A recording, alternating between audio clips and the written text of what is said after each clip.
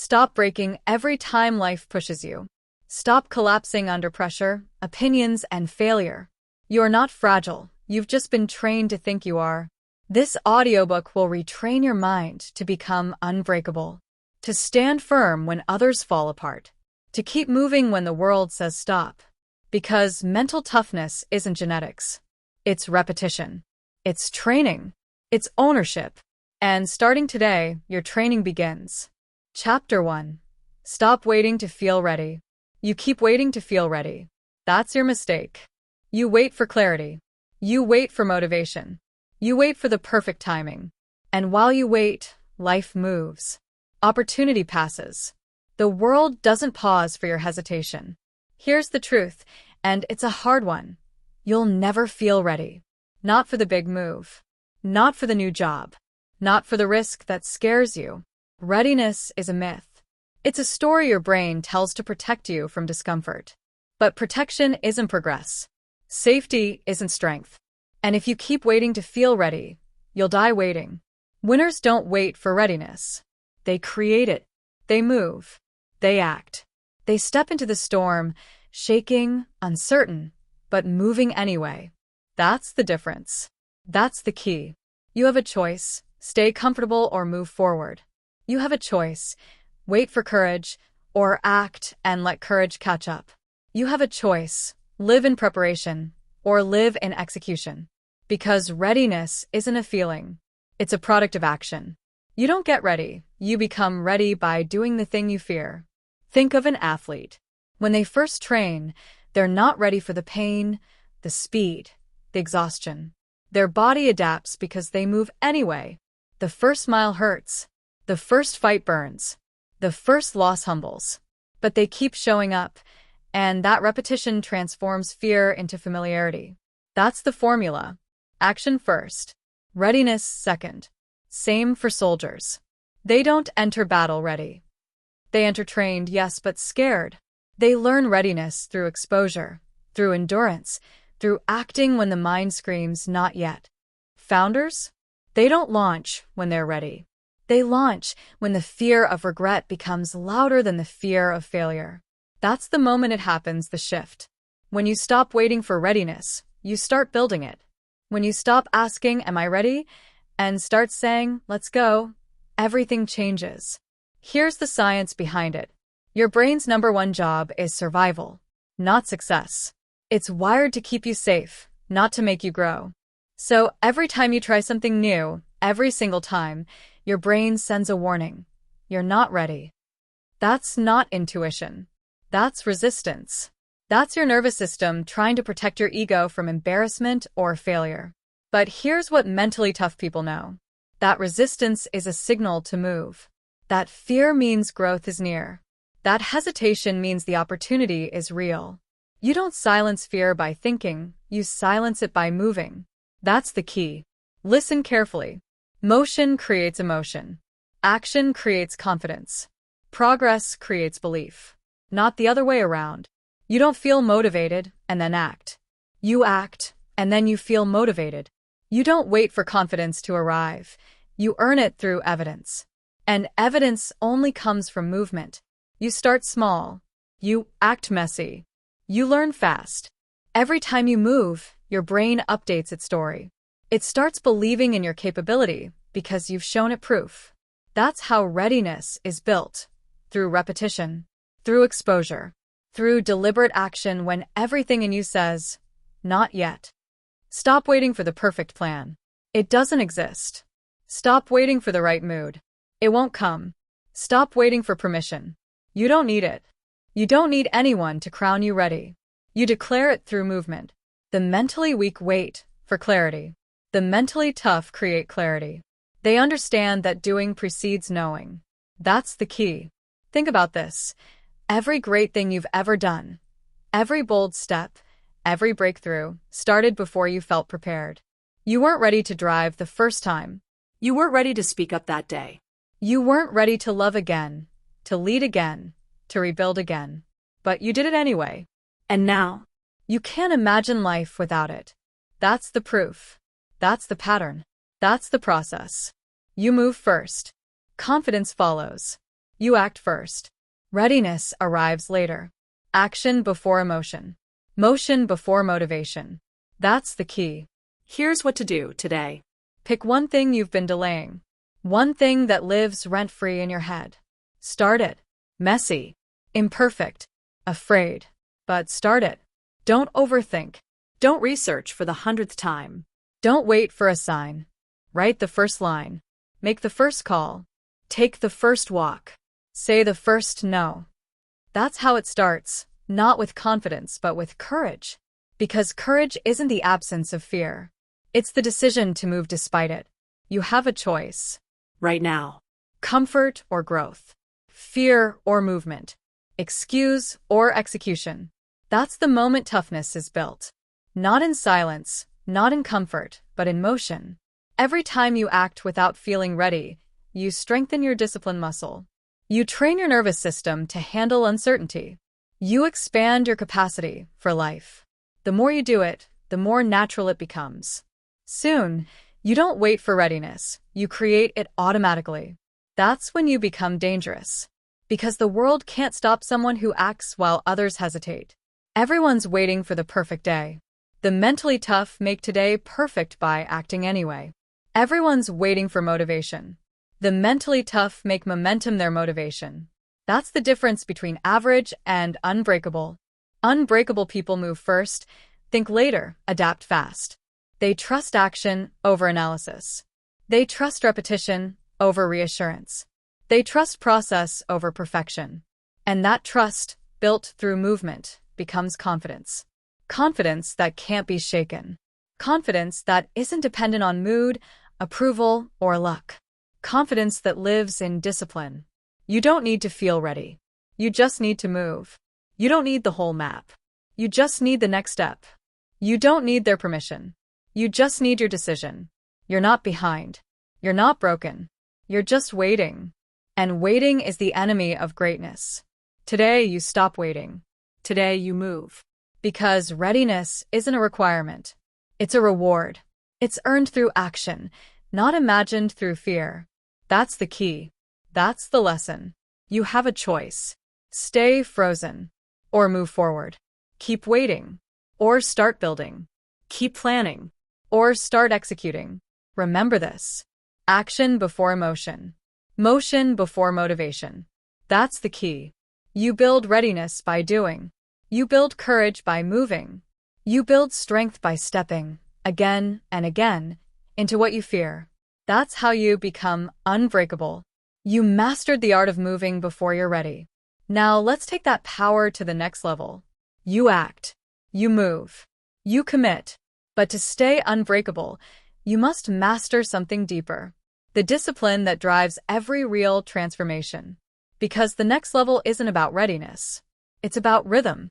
Chapter 2. Discipline over dopamine. You wake up. You grab your phone. You scroll. You hit the dopamine jackpot before your feet even touch the floor. Congratulations. You've just lost the morning. That's how most people live. Hooked. Distracted. Controlled. Not by others. Not by circumstance. But by chemicals in their own brains. And here's the truth. Your emotions lie. Discipline tells the truth. Dopamine is the mind's con artist. It whispers, you deserve a break, before you've earned one. It says, just one more video, one more snack, one more swipe. And each time you listen, you hand over a little more control. That's how weakness is built, one small surrender at a time. But the strong, the disciplined, they understand the game. They know that pleasure is a tool, not a trap. They don't chase the hit. They earn it. Let's get something straight. You are not lazy. You are not broken. You are overstimulated, overfed, overentertained. You've been taught to treat every flicker of discomfort as a problem to fix instead of a signal to grow. Feeling bored? Open your phone. Feeling anxious? Watch something. Feeling unmotivated? Get a quick hit of excitement. That's the modern loop. That's the dopamine prison. And every time you give in, the walls get higher. But here's the escape route. Discipline. Discipline breaks the loop. Discipline resets your brain. Discipline rewires you from fragile to focused. Let's make this practical. You want mental toughness? Then you need to reclaim your attention, because your attention is the first battlefield. Start simple. When you wake up, don't touch your phone. Not for the first hour. It's not about the phone, it's about control. You're proving to yourself that you decide what enters your mind, not the algorithm. Next, choose one small act of discomfort every day. Cold shower. Morning run. No sugar. Not because those things are magic, but because they build resistance to comfort. Each time you override the craving, you build self-respect. And self-respect is the foundation of mental strength. You have a choice every minute of the day. Obey the craving or command it. React or respond. That's the key. Here's what most people don't understand. Dopamine isn't the enemy. It's information. It's the reward signal that says, that was good. Do it again. But when you flood it constantly with junk food, gossip, likes, and fake goals, it loses its power. Your brain stops caring about real achievement. It starts chasing shortcuts. And when that happens, discipline dies. The mentally tough use dopamine strategically. They save it for what matters. They let the reward come after the work, not before it. They understand that the craving for comfort must never outrun the pursuit of growth. You want to build a business? Delay pleasure. You want to build confidence? Delay validation. You want to build mastery? Delay the dopamine hit. The formula is simple. Dopamine follows discipline, not the other way around. Look around you. Every major success story was built by someone who chose long-term gain over short-term comfort. Athletes train while tired. Writers write when uninspired. Founders build when uncertain. They all learned the same lesson. Action before emotion. Motion before motivation. You'll never feel like doing it. But if you do it anyway, the feeling follows. That's the truth dopamine hides from you. It tells you that you must feel inspired before you act. But science and experience say the opposite. When you act, your brain follows. When you show discipline, motivation activates. When you lead with control, pleasure becomes real. Let me tell you a hard truth. Dopamine addiction kills dreams quietly. Not through chaos, but through comfort. Not through pain, but through ease. You don't notice it happening. You just start skipping the hard things. You stop stretching. You stop risking. You start seeking micro hits of happiness instead of macro meaning. That's how mental weakness grows, one comfort at a time. You scroll when you could study. You snack when you could stretch. You talk when you could build. You wait when you should act. And all the while, your potential is rotting under the weight of your cravings. But here's the truth most people can't face. You can rewire your brain. You can reclaim your focus. You can turn dopamine into your servant instead of your master. How? Through controlled deprivation. Through intentional boredom. Through the discipline of less. Try it for 1 week. Turn off every notification. Delete one app. Go 1 day without sugar, without gossip, without the hit. You'll feel restless. You'll feel anxious. That's withdrawal from weakness. Stay with it. Push through it. On the other side is clarity. Because once you've starved your distractions, your discipline starts to speak. And when discipline speaks, doubt disappears. You have a choice. Every craving is a test. Every distraction is a fork in the road. You can feed the impulse or forge the muscle. You can chase the hit or choose the habit. The dopamine addict says, I can't resist. The disciplined mind says, I don't need it. That's the difference between living at the mercy of your brain or commanding it. It's not about feeling good. It's about getting better. Discipline wins. Always. You see, dopamine wants your attention now. Discipline wants your results later. You have to decide who to serve. Because every second you spend chasing stimulation, you abandon your purpose. The strongest minds are not the ones who feel the least, they're the ones who act the most. They know emotions come and go, but discipline compounds. Every time you delay gratification, you earn interest on your future. Every time you say no to distraction, you buy time for your destiny. That's how you build a life that lasts. Not by chasing highs, but by creating habits. Not by obeying emotion, but by honoring discipline. So, the next time you reach for that instant reward, remember this. It's not about denying pleasure. It's about directing it. It's not about suppressing emotion. It's about mastering it. Discipline over dopamine. That's the truth. That's the key. You've stopped waiting to feel ready. Now you've learned to lead your emotions instead of following them. You've reclaimed control from your cravings. That's mental toughness. That's self-respect. But mastery doesn't stop here. Because there's another enemy waiting for you, the constant noise of the world. Chapter 3. The pain is the path. You keep trying to avoid pain. You dodge it. You numb it. You escape it. But here's the truth. The pain is the path. Every strong person you admire, every champion, every builder, every unbreakable soul walked through pain and refused to turn back. They didn't pray for easier days. They trained for stronger minds. That's the difference between the fragile and the forged. The fragile run from pain. The forged run toward it. You have a choice. You can chase comfort, or you can chase growth. You can hide from discomfort, or you can let it shape you. But you can't do both. Let's talk about what pain really is. Pain is not punishment. Pain is data. It's feedback from the universe, telling you where you're weak, where you need to grow, where you still have work to do. You feel pain in your muscles when you lift. That's adaptation. You feel pain in your mind when you push through fear. That's transformation. You feel pain in your emotions when you lose, fail, or get rejected. That's calibration. The pain is not the problem. Your avoidance of it is. Every muscle that grows, grows because it's been torn. Every mindset that hardens, hardens because it's been tested. Every spirit that strengthens, strengthens because it's been broken and rebuilt. That's how biology works. That's how psychology works. That's how greatness works.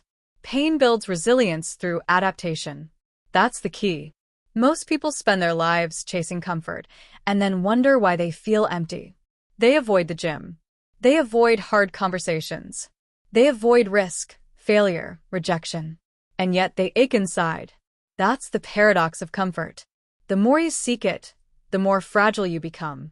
The more you protect yourself from pain, the more pain you create. You cannot hide from life's punches. You can only choose whether you get hit by them unprepared or hit back with power. Comfort creates fragility. Resistance creates strength. Every rep of struggle is a rep of strength. You don't get tougher by thinking about it. You get tougher by living through it. Let me be blunt. You've been taught that pain means stop. That's wrong. Pain means go deeper. When the body hurts, you're near the limit. When the mind resists, you're near the breakthrough. When the heart aches, you're near the truth. But most people quit there. They turn around right before the growth begins. They trade transformation for temporary relief. They walk away from their own evolution. The tough don't run from pain, they listen to it. They ask, what is this teaching me? They learn to breathe through it, not break under it. They use the sting as a signal, not a sentence. Because here's what pain really says. You are alive. You are in motion.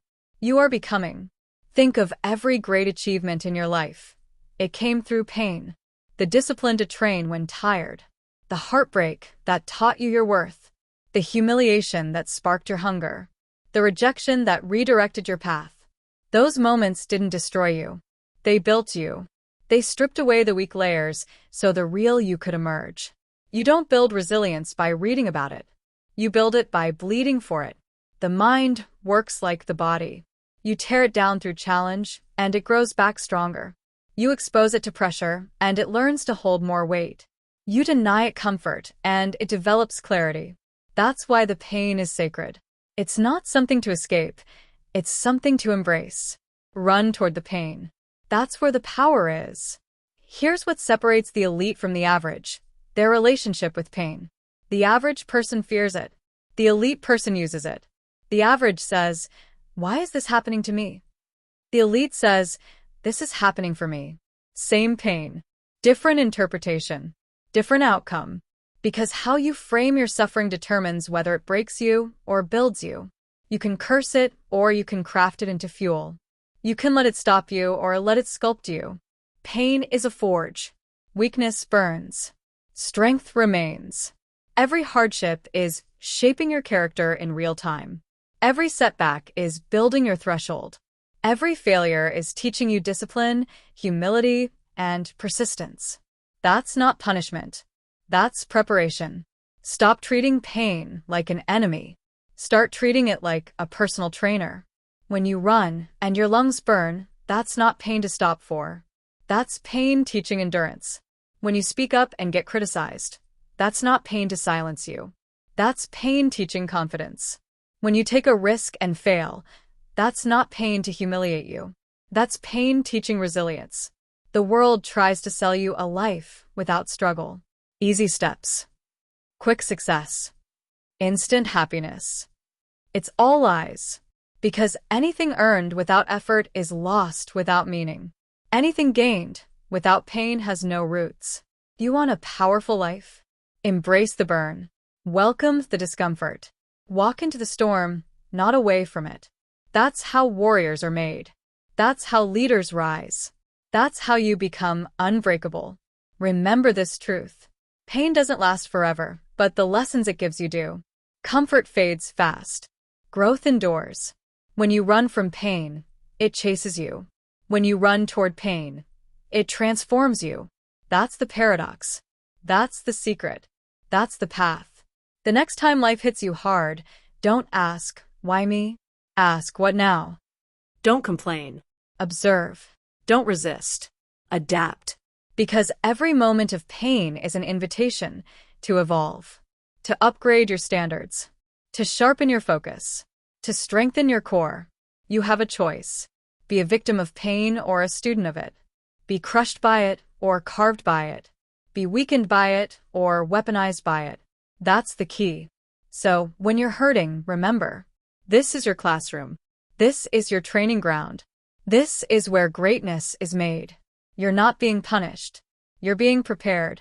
You're being sculpted for the next version of yourself, the version that doesn't crumble, doesn't flinch, doesn't fold.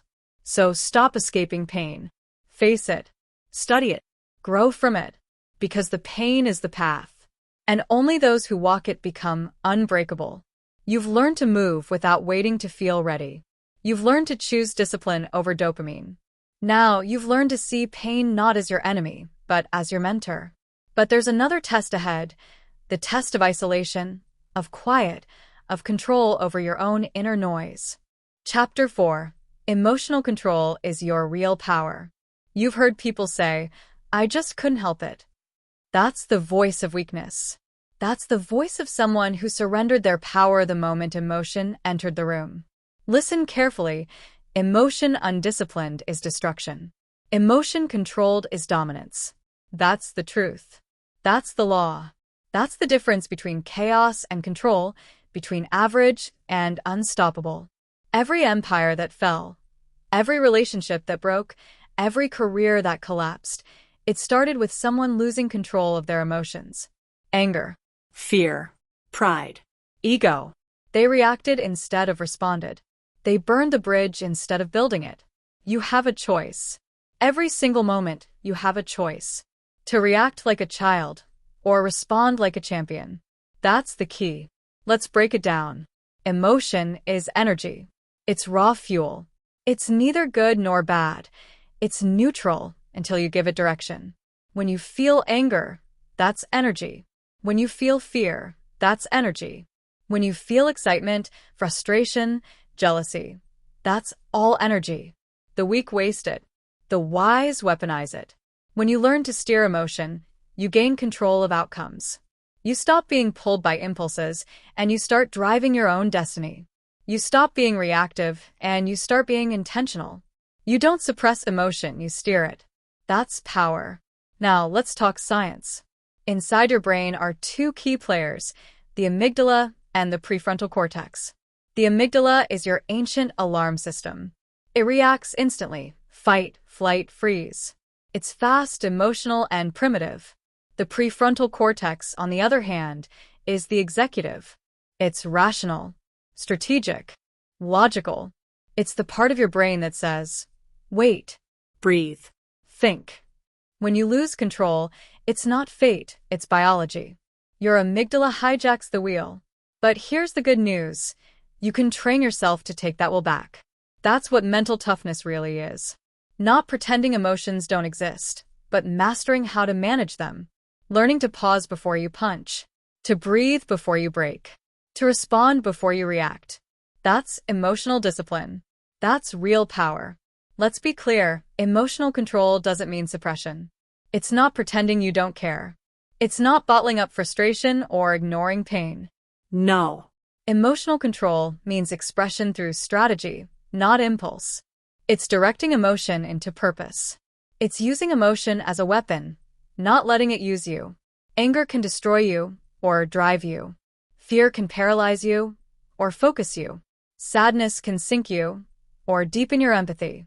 It's not about removing emotion. It's about mastering it.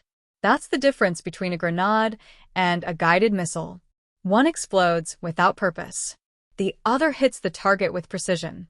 You choose which one you'll be. Look at the people who dominate in life. Leaders, athletes, negotiators, warriors. They all share one trait: composure. They don't flinch under pressure. They don't lose their cool when things fall apart. They pause. They breathe. They assess. Then they act. That's not luck. That's training. They've trained themselves to stay calm in chaos. In the middle of a storm, they become still. When everyone else panics, they stay focused. When others react, they respond. That's what wins battles. That's what saves deals. That's what builds trust. Because emotional control is not about ego, it's about effectiveness. It's about keeping your mission bigger than your mood. Let's talk real world. The entrepreneur who keeps their composure during a crisis earns investors' trust. The parent who stays calm when their child loses control teaches discipline without damage. The soldier who keeps steady under fire saves lives.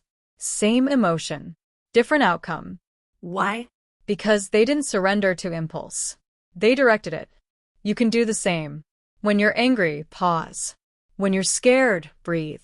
When you're insulted, observe. When you're overwhelmed, step back. Control your reactions, and you control your results. That's the key. Let's go deeper. Your emotions are habits. They're patterns. If you always react the same way to stress, you've trained your brain to do it automatically. You can untrain that. Here's how. Catch it. Notice when the emotion hits. Name it. Label it out loud. This is anger. This is fear. This is insecurity. Claim it. Take ownership. I feel this, but it doesn't control me. Channel it.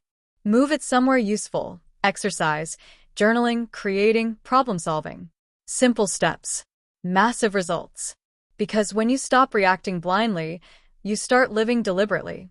And deliberate people build deliberate lives.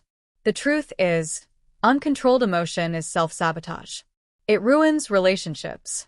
It kills careers. It blinds judgment. You can't be powerful if you're emotional all the time. You can't lead others if you can't lead yourself. You can't claim discipline if you crumble at every trigger. You say you want peace? Then stop giving your power to provocation. You say you want strength? Then stop letting moods dictate your mission. You say you want freedom? Then master your reactions.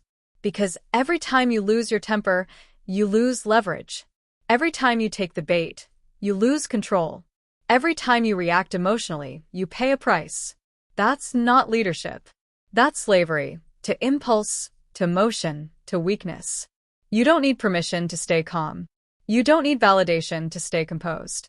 You don't need to win every argument. You just need to win your reaction. That's the quiet victory that builds all others. Understand this. Emotion is not the enemy. Untrained emotion is. The goal is not to kill your emotions. It's to educate them.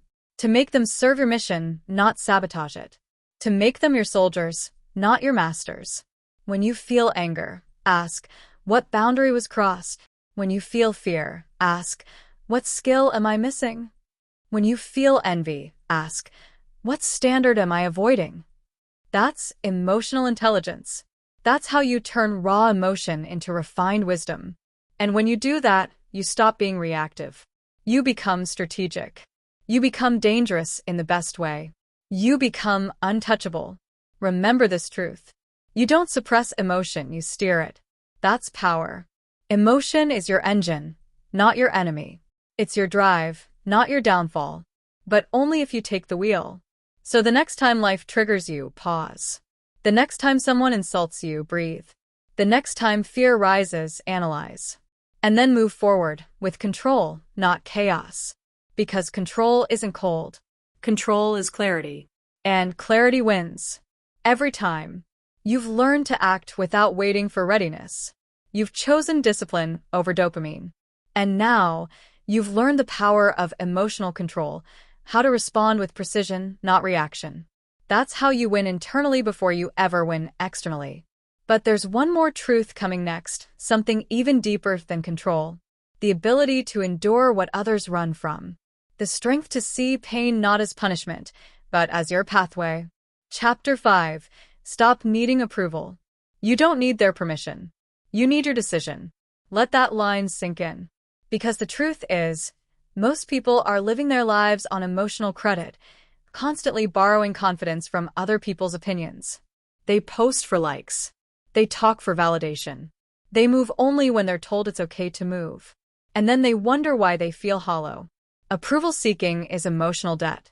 Every time you look outside yourself for validation, you're handing over your power, your mood, your motivation, your sense of worth, to people who probably don't even know who they are. You have a choice.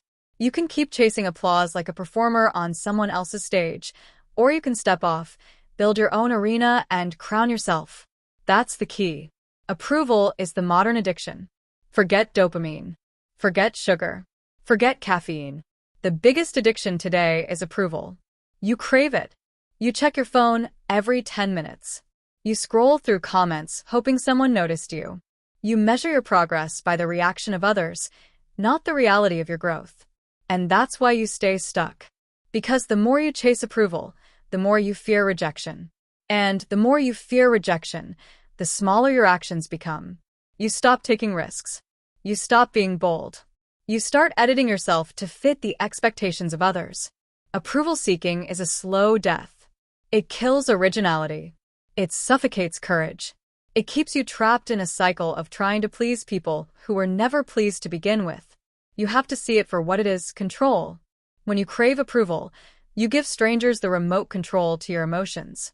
They press a button like comment, ignore, and your self-esteem rises or falls. That's weakness disguised as social connection. You don't need it. You don't need them. You don't need applause to prove your worth. You need action. You need alignment. You need your own approval. That's the key. The psychology of approval seeking. Let's break it down. Your brain was built to seek belonging. Tribe meant survival. That's why rejection feels painful. But here's the truth. You're not in the jungle anymore. You don't need the approval of the tribe to survive. You need discipline. You need standards. Every time you chase approval, you reinforce the idea that your value depends on someone else's perception. That's a lie. That's emotional slavery. Real confidence isn't built on praise. It's built on integrity, doing what's right when nobody claps for you. Ask yourself this. Would you still do it if no one saw it? Would you still build it if no one cared? Would you still stand tall if no one applauded? If the answer is yes, that's freedom. If the answer is no, you've got work to do. The real-world consequences. Think about how this shows up in life. The artist never finishes their work because they're afraid of criticism. The entrepreneur plays small because they don't want to fail publicly. The leader hides their opinions to avoid offending someone. All of them are chained by the same illusion, the illusion that other people's opinions matter more than their mission. But here's the truth. No one's opinion pays your bills. No one's opinion shapes your destiny.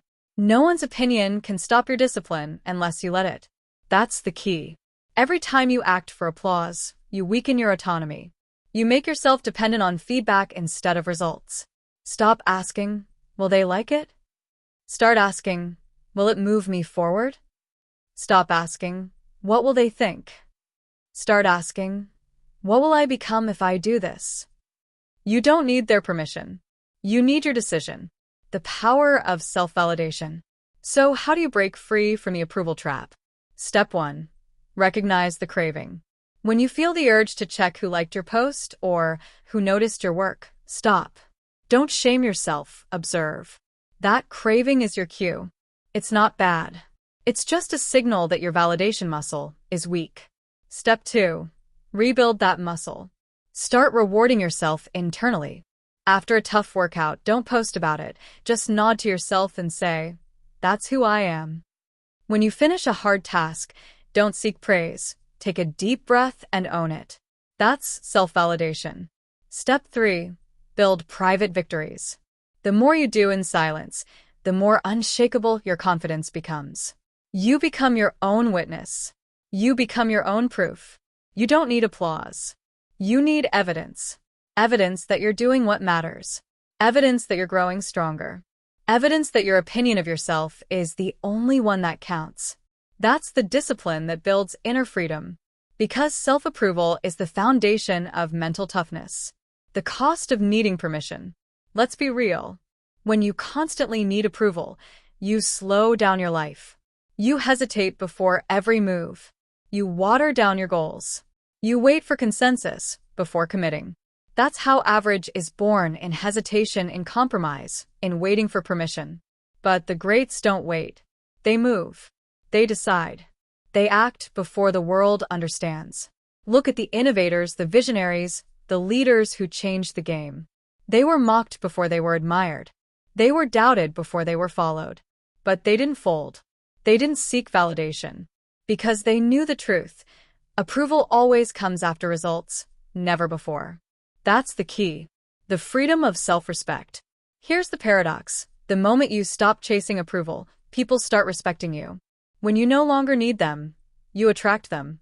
When you stop bending for attention, you rise above the noise. When you operate from conviction instead of compliance, you stand out. People respect strength. People follow certainty. People are drawn to those who move without seeking permission. You have to build that within yourself. Say it again. You don't need their permission. You need your decision. Because that decision, to trust yourself, to validate yourself, to stand firm, is the moment you reclaim your power. And once you've reclaimed that power, no one can take it from you. Real-world instructions.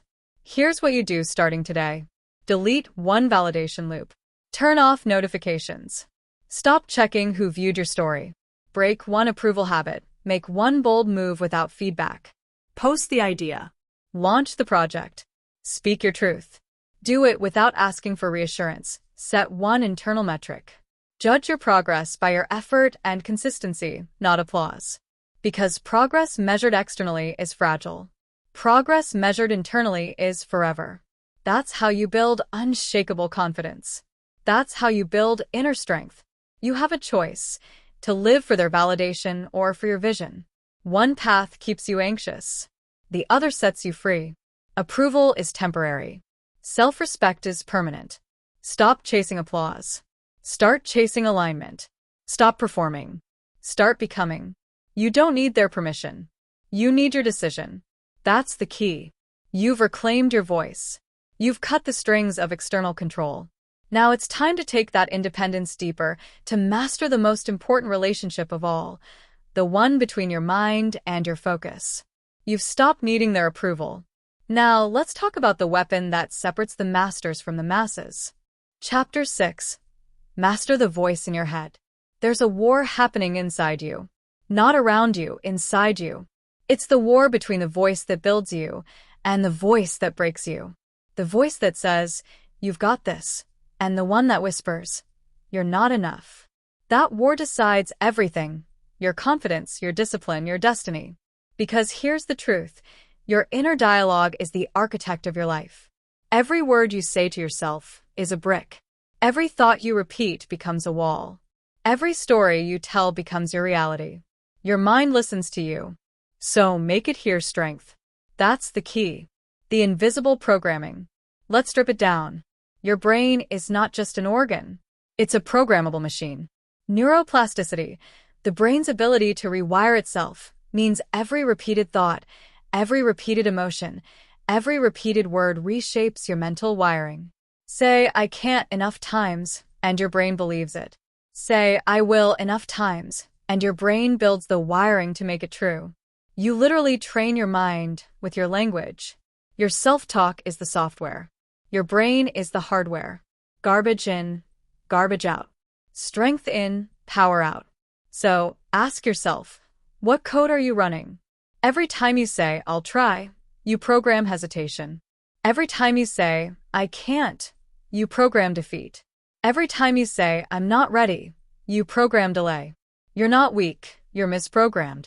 And the only way to rewrite that code is to speak a new language, the language of control, the language of discipline, the language of ownership.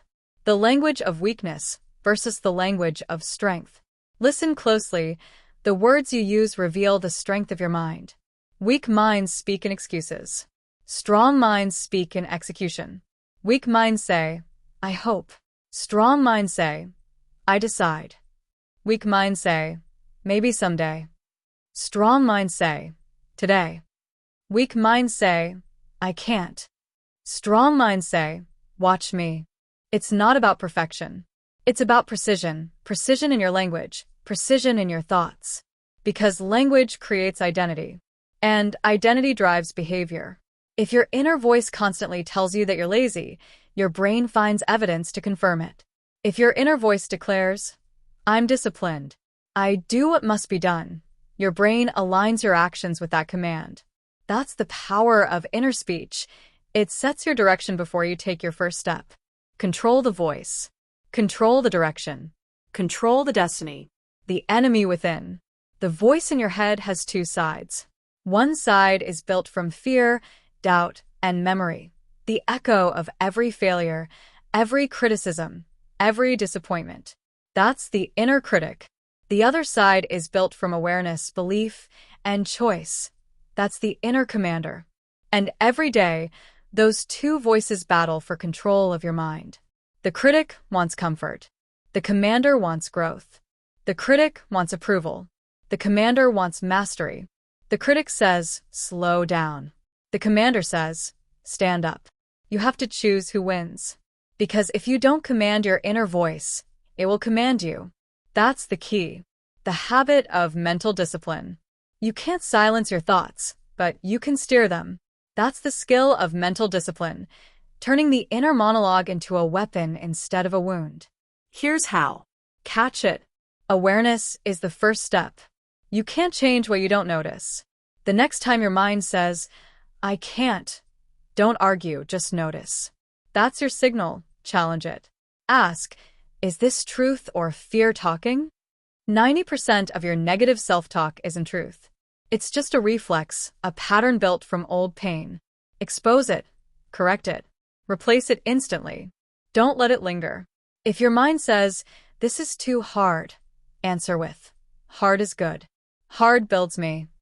If it says, I don't feel like it, reply, I act, then I feel. That's how you rewire your brain. Repetition, redirection, and replacement. Your mind listens to you. Make it hear power. The power of command phrases. Here's a practical exercise. Build your arsenal of command phrases. These are short, powerful statements that cut through noise and reset your focus. They anchor your state, reassert your authority, and rebuild your mental momentum. Examples. I own this. I'm built for this. Discipline first, comfort later. No excuses. Only execution. Control the voice. Control the destiny. Repeat them. Out loud. Every morning. Every time you feel weak. Why? Because repetition is reinforcement. Every repetition is a rep for your mind. Every rep rewires your identity. Every identity shift changes your destiny. That's the formula. Real-world application. Look at elite performers, athletes, soldiers, CEOs. They all have one thing in common, inner command. A Navy SEAL doesn't step into combat and think, I hope I'm ready. He says, I've trained for this. A fighter in the octagon doesn't say, I don't know if I can win. He says, I've earned this moment. A top entrepreneur doesn't think, what if it fails? He says, if it fails, I'll learn. If it works, I'll scale. Different voice, different outcome. They understand that the body follows the mind, and the mind follows the voice. Control the voice. Control the direction. Control the destiny. The trap of negative repetition. Now, understand this. Your mind is always listening, even when you're joking. Every sarcastic, "I'm so dumb." Every casual, "I can't do this." Every, "I'm always unlucky." Your brain doesn't know you're joking. It records it as data. It writes it into your code. And before you know it, your subconscious is running that script 24/7. That's why you have to be ruthless with your self-talk. Ruthless. No more self-deprecating humor. No more pity language. No more just being realistic. You don't need realism. You need reinforcement. Because your life rises to the level of your internal narrative. That's the key. Reprogramming through action. Here's the truth most people miss. You don't fix negative self-talk by thinking. You fix it by doing. Action is the proof your brain needs to believe new thoughts. When you take disciplined action, when you wake up early, finish the workout, make the call, push the project, your inner voice gets quieter. It starts to trust you. Because the mind respects evidence. So, if you want to master the voice, stop negotiating and start executing. Do what your higher self commands now. And every time you do, the old voice loses power. The critic fades. The commander grows. That's how confidence is built, through action, not affirmation. The choice. At the end of the day, it comes down to choice. You can let the voice of fear run your life. Or you can become the voice of power in your own mind. You can keep repeating the language of limits. Or you can rewire yourself with the language of control. You can stay a prisoner of your thoughts. Or you can become their master. You have that choice every single day. Control the voice. Control the direction. Control the destiny. That's the key. You've learned to master the voice inside. You've learned that power begins with language, that strength begins with command. Now it's time to take that mental precision into the outer world, to use silence as your shield and focus as your weapon. Chapter 7. Consistency is the real confidence. Everyone wants confidence. They chase it. They fake it. They post about it. But here's the truth. Confidence isn't a feeling. It's a byproduct. You don't feel your way into confidence, you build it through consistency. Confidence doesn't come from belief. It comes from evidence. And evidence comes from repetition. You don't need to believe. You just need to repeat. That's the key. The myth of confidence. Let's kill the myth right now. You've been told confidence means walking tall, speaking loud, and believing in yourself. But belief without evidence is delusion. You can stand in front of a mirror and say, "I'm unstoppable." But if your actions contradict that statement, if you keep breaking promises to yourself, your subconscious knows you're lying. That's why most people never truly feel confident. Because deep down, they know they haven't done the work to earn it. Confidence is not built in your head. It's built in your habits. Every rep of discipline is a rep of confidence. Every morning you keep your promise, your mind says, "I can trust myself." And that trust, that inner evidence, is what creates real power. That's the foundation. That's the truth.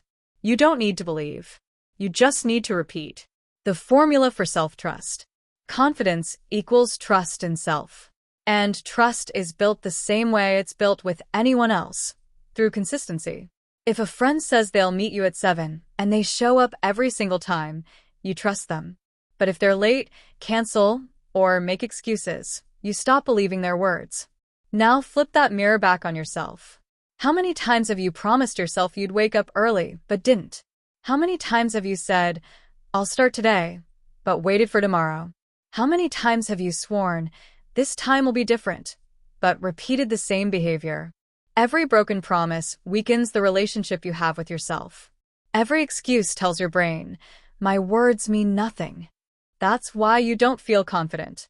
It's not because you lack talent. It's because you lack trust. And trust isn't built by talking, it's built by doing. You don't need motivation. You need momentum. You don't need inspiration. You need repetition. That's the key. The compound effect of small wins. Here's the beauty of it. Confidence doesn't require massive victories. It requires small, consistent ones. You don't need to climb a mountain to build belief. You just need to climb your morning. Every time you wake up when you said you would, you reinforce power. Every time you finish a task you wanted to avoid, you strengthen identity. Every time you keep a promise, your self-image rises. These small wins compound, day after day, choice after choice, repetition after repetition. And soon, your mind stops doubting you because it has proof. Confidence is built like compound interest. It grows quietly, invisibly, relentlessly. You don't need to believe. You just need to repeat. The science of repetition. Neuroscience backs this. Every repeated behavior strengthens a neural pathway. The more consistent the behavior, the stronger the connection. That's how habits form. That's how identity forms. When you repeatedly do what you say you'll do, your brain literally rewires to associate action with certainty. It's no longer "I hope I can." It becomes "I always do." That shift from hope to habit is confidence. Your biology rewards consistency. Your brain releases dopamine not just for outcomes, but for progress, for the act of showing up. That's why the consistent person beats the talented one. Because the consistent person trains their brain to associate effort with reward. They don't chase motivation. They generate it through discipline. They don't wait to feel confident. They earn it through repetition. That's how you win. Real-world power. Evidence over emotion. Look at the people you admire, athletes, creators, leaders, soldiers. They don't wake up feeling confident every day. They wake up consistent. The fighter doesn't feel brave before the fight. He trains until bravery becomes automatic. The CEO doesn't feel certain before every decision. She acts until confidence becomes muscle memory. The artist doesn't feel inspired every morning. He works until inspiration catches up. That's what separates them. Consistency. Discipline becomes confidence because it gives you evidence. You don't need emotion when you have evidence. You don't need belief when you have proof. You don't need hype when you have habits. That's the key. You don't need to believe. You just need to repeat. The emotional trap. Most people never get consistent because they chase feelings. They say, "I'll start when I feel motivated." But motivation is unstable. Emotion is unreliable. You don't control how you feel, but you always control what you do. The mentally weak act on emotion. The mentally strong act on decision. You don't have to feel ready. You don't have to feel confident. You just have to follow through. Confidence doesn't come before action. It comes after repetition. Every day you act despite fear, despite laziness, despite self-doubt. You carve a new identity, the identity of someone who does what needs to be done. That's real confidence. The kind that doesn't shake under pressure. It's not about feeling good. It's about being reliable. It's about being consistent. That's the key. The daily standard. Here's your transformation blueprint. The daily standard that builds confidence. Set small, clear, non-negotiable goals. Wake up at the same time. Move your body. Finish the tasks you said you would. Don't overcomplicate it. The goal is proof, not perfection. Track completion, not emotion. Write it down. See the evidence. Don't ask, "How do I feel?" Ask, "Did I follow through?" Stack repetition until it becomes identity. Once it's who you are, you don't think, you just act. Confidence isn't found in affirmations. It's found in accountability. Every day you show up, you're building armor. Mental, emotional, and spiritual. Armor that protects you when life hits. Armor that can't be faked or bought. Because no one can take confidence that's built on consistency. That's the kind that stays. The moment you know. There will come a moment, quiet and powerful, when you'll realize you don't need to feel confident anymore. You'll wake up, take action, and it'll hit you. "I don't hesitate anymore." That's the day you've built internal certainty. That's the day your actions finally align with your identity. Confidence is no longer something you chase. It's something you are. That's what consistency gives you. Peace. Not arrogance. Not hype. Peace. Because when you trust yourself, the world can't shake you. That's the goal. That's the truth. You don't need to believe. You just need to repeat. The transition. You've learned that repetition creates confidence, that consistency builds trust, that daily execution beats momentary motivation. You've learned the formula: discipline, evidence, trust, confidence. That's the process that builds the unbreakable mind. Now that you can trust yourself, it's time to protect what powers you, your energy. You've mastered the rhythm. Now master the fuel.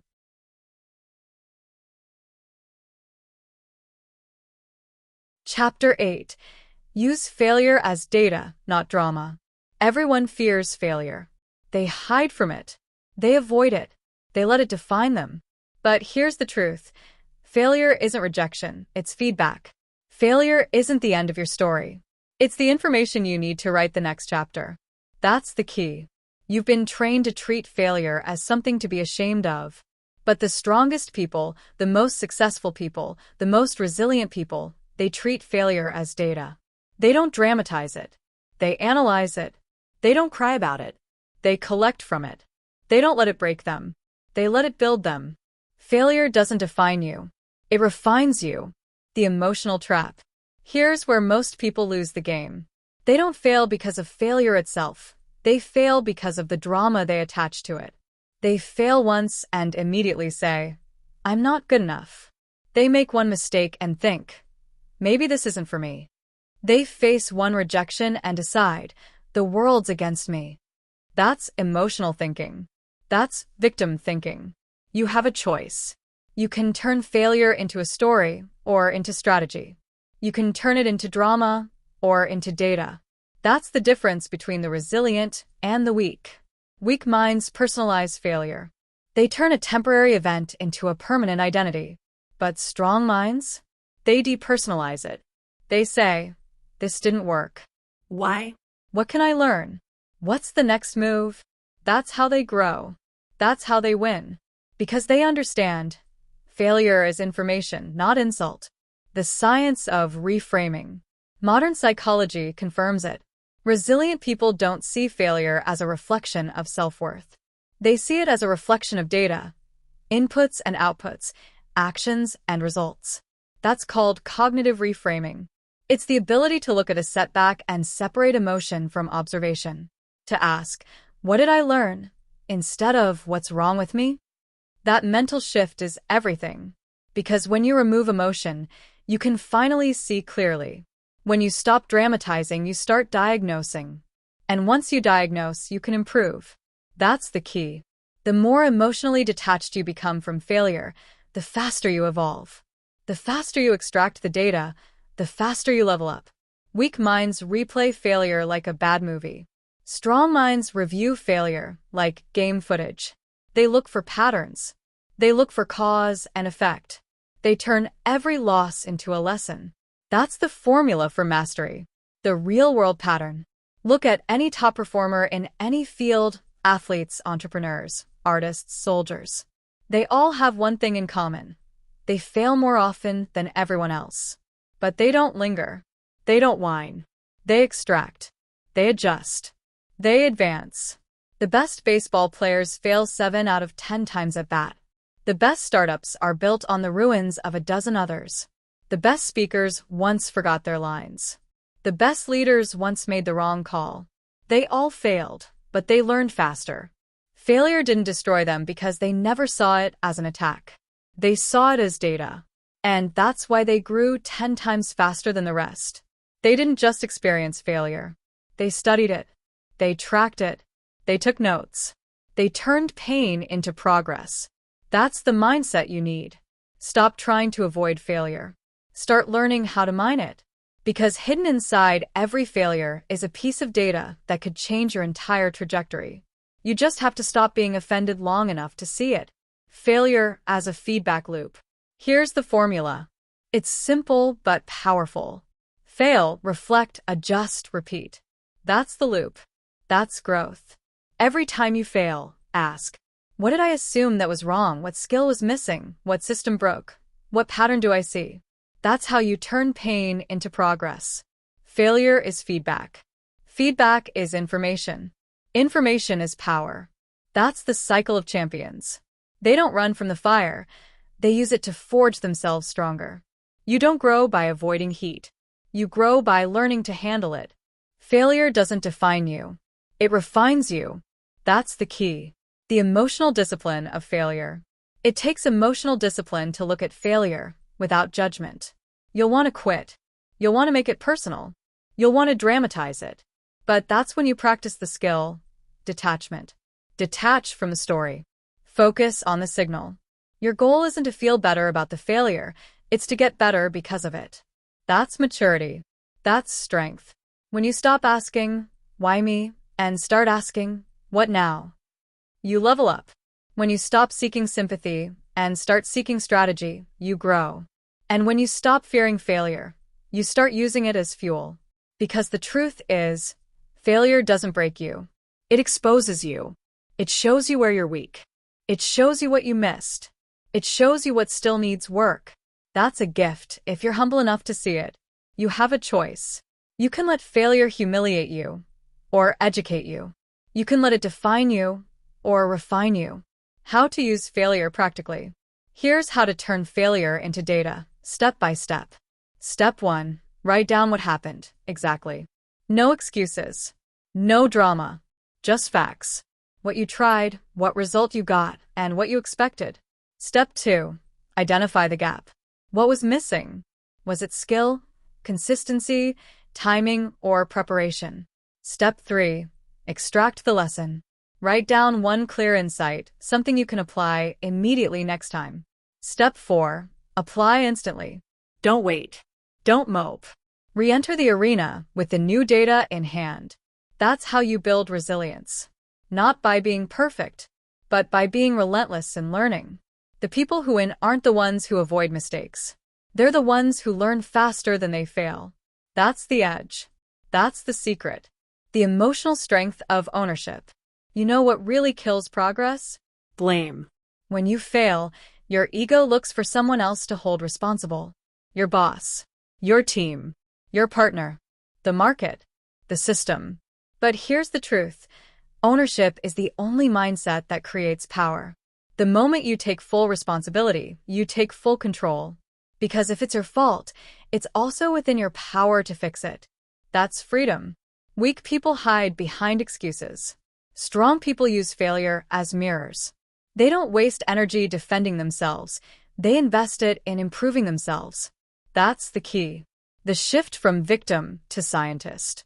If you want to become unstoppable, stop thinking like a victim and start thinking like a scientist.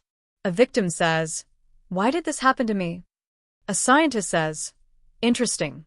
Let's see why this happened." A victim dramatizes the pain. A scientist studies the pattern. Be the scientist of your own life. Collect data. Adjust hypotheses. Run new experiments. That's how you evolve. Failure is not the enemy. Ego is. Failure gives you feedback. Ego turns it into drama. Let go of the drama. Keep the data. That's the mindset shift that changes everything. The transition.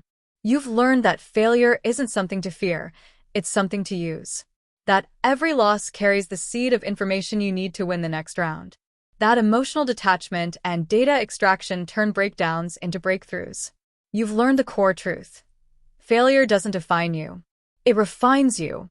Now that you know how to process failure, it's time to talk about the ultimate skill that multiplies every gain. Energy. Because it's not just about bouncing back, it's about staying powerful. You've built resilience. Now, let's protect your most valuable resource. Chapter 9. Protect your energy like wealth. Your energy is your real currency. Not money, not status, not followers. Energy. Because when your energy is high, everything works. And when it's drained, everything collapses.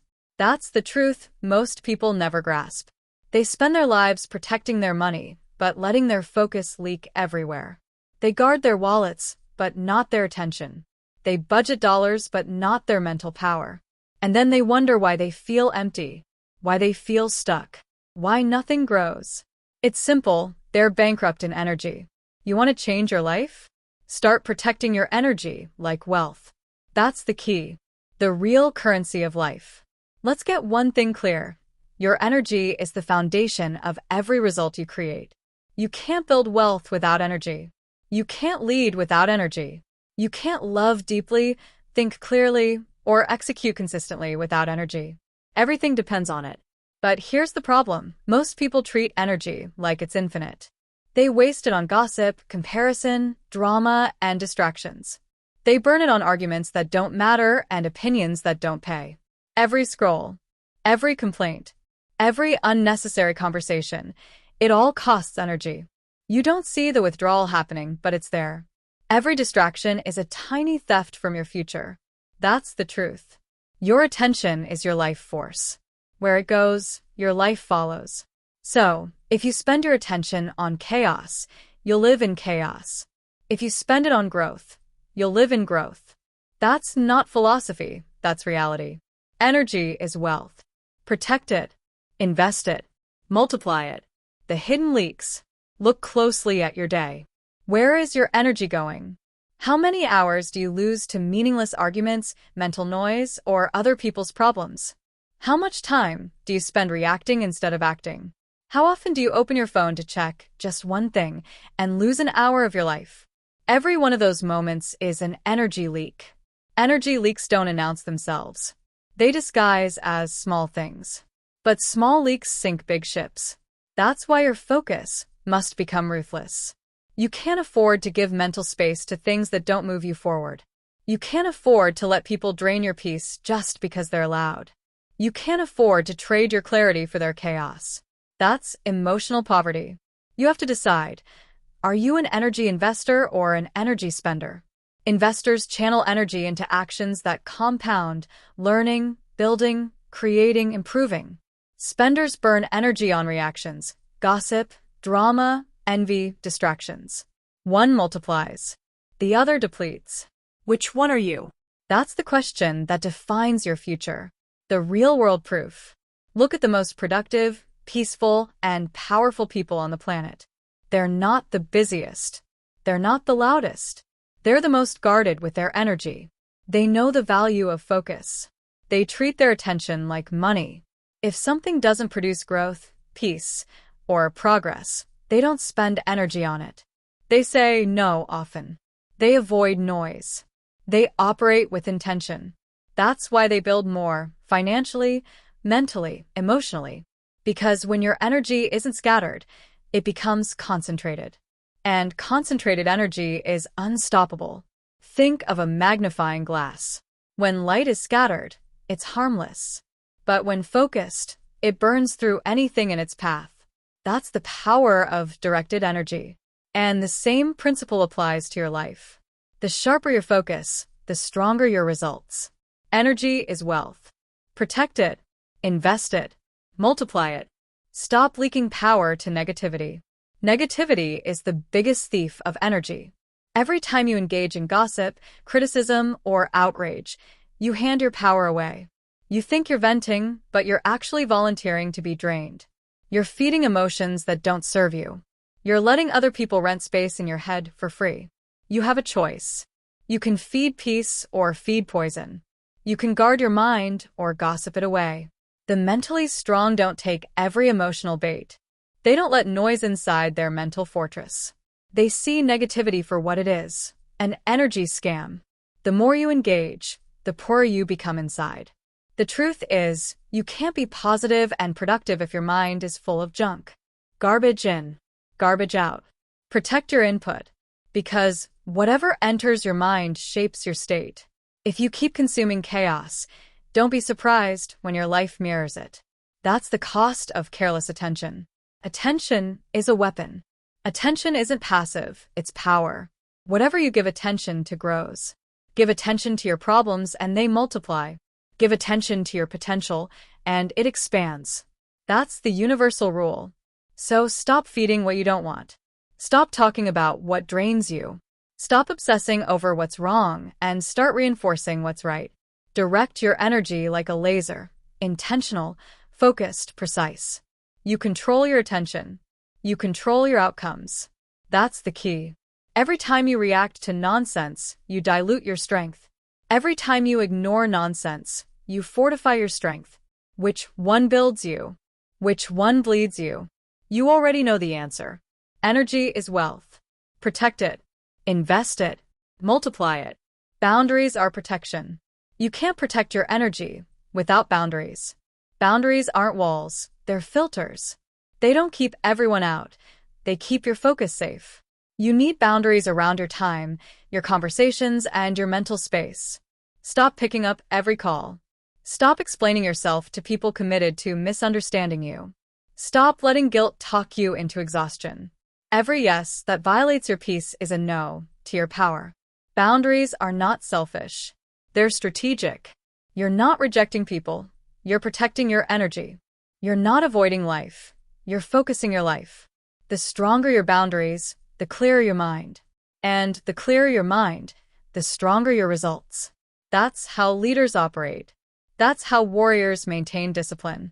They don't negotiate their focus. You shouldn't either. Energy habits for strength. If you want to build unstoppable energy, create systems that support it. Here's how. 1. Guard your mornings. Don't let chaos be the first thing you consume. Start your day on offense, not defense. 2. Move daily. Energy creates energy. Motion builds emotion. You don't wait for motivation. You generate it. 3. Limit digital noise. Your brain wasn't designed for constant stimulation. Schedule silence. Protect your mental bandwidth. 4. Choose your circle wisely. Surround yourself with people who charge you, not drain you. Your environment either multiplies your energy or murders it. Protect your energy like your life depends on it, because it does. Final truth. You can't live at your highest level with low energy. That's why protecting your energy isn't optional. It's mission critical. Stop spending it on things that don't return value. Stop giving it to people who haven't earned it. Stop wasting it on emotions that keep you small. You are your own investment portfolio.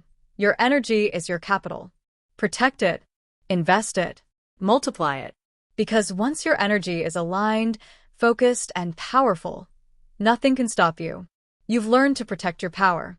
Now it's time to learn how to direct it toward what truly matters. Because all the energy in the world means nothing if you're chasing the wrong goals. You've built focus. You've built strength. Now, let's talk about direction. Chapter 10. Become Unbreakable. Welcome to the final chapter. This is the culmination of everything you've learned, everything you've trained for, every rep of discipline, every confrontation with pain, every moment you chose control over chaos. It all leads here. You are standing at the threshold of becoming unbreakable. The core truth. Here's the truth you need to internalize. Mental toughness is not a gift. It's not something you're born with. It's a muscle. And like any muscle, it grows through repetition, resistance, and intentional strain. Discipline built it. Pain trained it. Consistency forged it. Focus sharpened it. Every chapter you've listened to was one rep. Every concept, one set. Every action you take moving forward is a training session. That's the key. You build unbreakable strength the same way you build physical strength, daily, intentionally, without excuses. Discipline is the foundation. Let's start where all toughness begins, discipline. Discipline isn't a feeling. It's a commitment. It's choosing the hard, uncomfortable, unglamorous action over the easy, gratifying, effortless option. You've learned to move before you feel ready. You've learned to prioritize long-term growth over short-term pleasure. That's how the unbreakable operate. They don't wait for motivation. They don't negotiate with their emotions. They act because it is required, because they respect themselves enough to show up. You have a choice. Continue to let emotions dictate your life, or harness discipline to build control.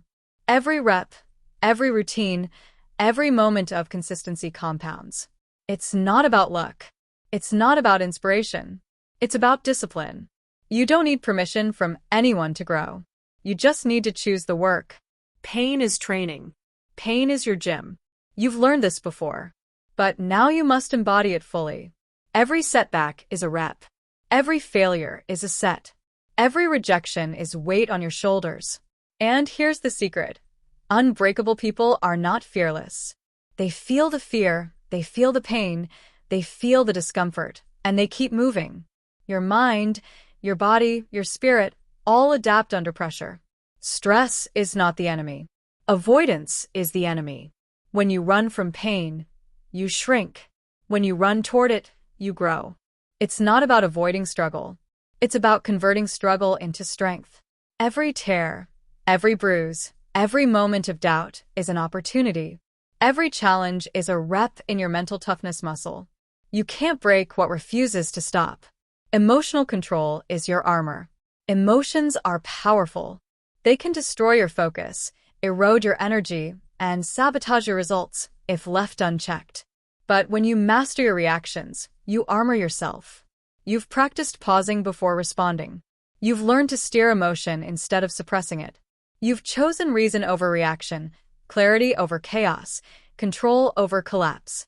Unbreakable people do not let circumstances control their inner state. They remain calm under pressure. They act strategically, not impulsively. Your emotions are tools. Used correctly, they amplify your power. Used poorly, they drain and weaken you. Every day you practice this, you strengthen your armor. Every time you respond instead of react, you fortify your unbreakable core. You don't need permission from the world to stay calm. You just need mastery over yourself.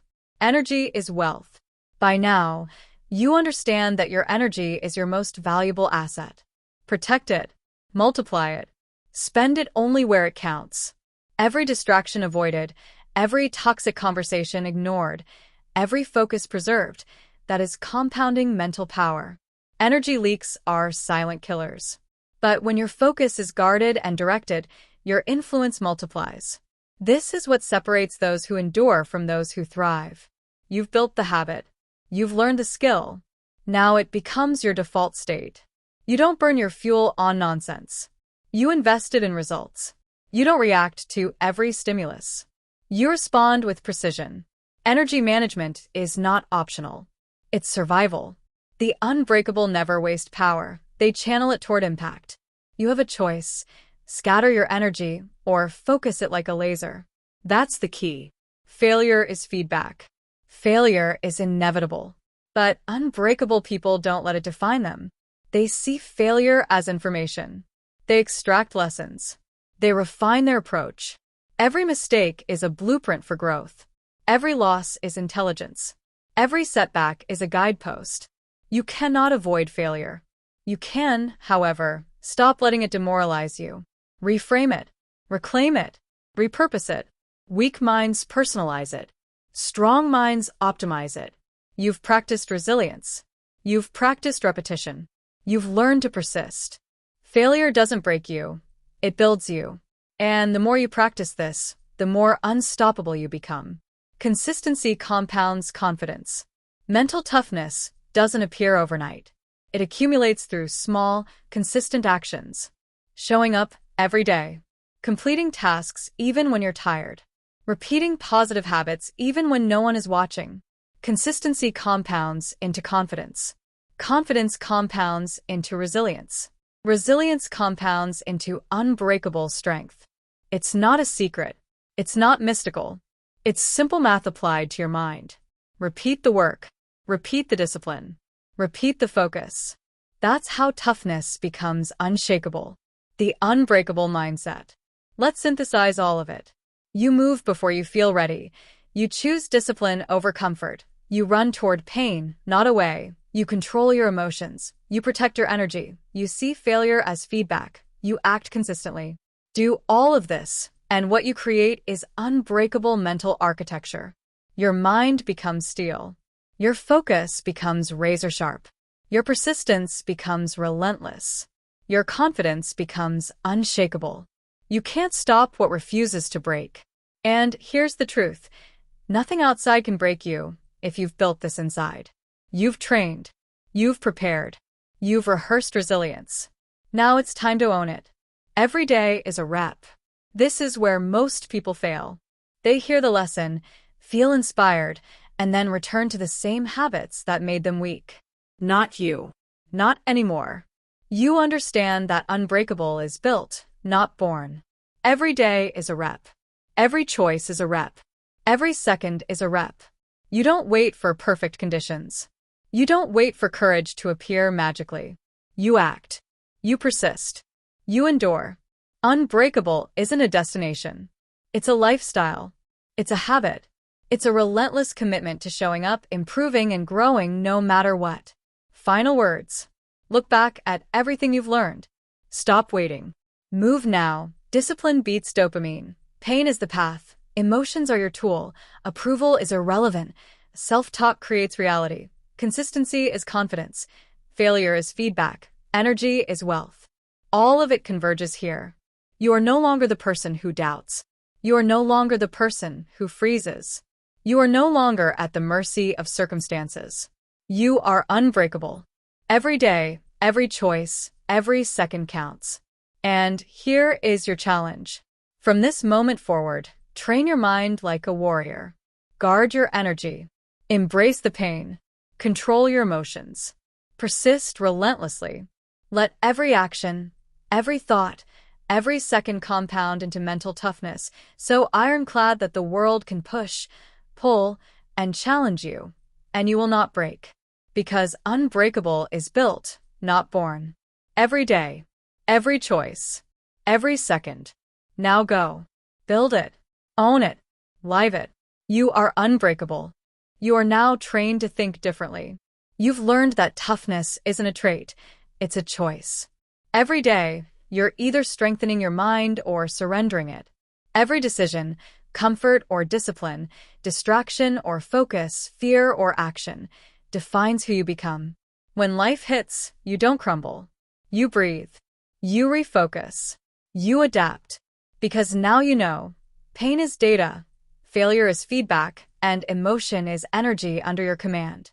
Say it out loud. I don't need easy. I need discipline. I don't chase comfort. I create strength. I don't wait for peace. I build it. You've done the listening. Now it's time for living. Go train your mind in the real world.